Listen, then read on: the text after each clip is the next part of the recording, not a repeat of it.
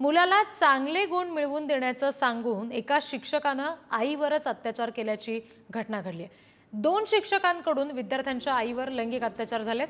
बुलढाण्याच्या मलकापूरमधली ही सगळी धक्कादायक घटना आहे। मलकापूरमधील दोन्ही शिक्षकांवर गुन्हा दाखल करून अटक करण्यात आली आहे। विद्यार्थ्याच्या आईकडे शरीर सुखाची मागणी करत वारंवार त्यांच्यावर अत्याचार करण्यात आले। मुलांना चांगले गुण मिळवून देतो असं सांगून या नराधमांनी आईवरच अत्याचार केले। समाधान इंगळे व अनिल थाटे यांच्या विरुद्ध अपराध क्रमांक 269/2025 दाखल करण्यात आलेला आहे। पीडिताचे मुलं त्या शाळेमध्ये शिकत होते।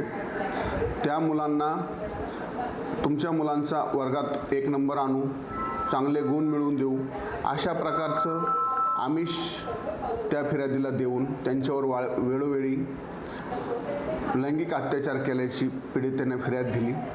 त्यावरून गुन्हा दाखल करून दोन्ही शिक्षकांना आरोपितांना अटक केलेली आहे।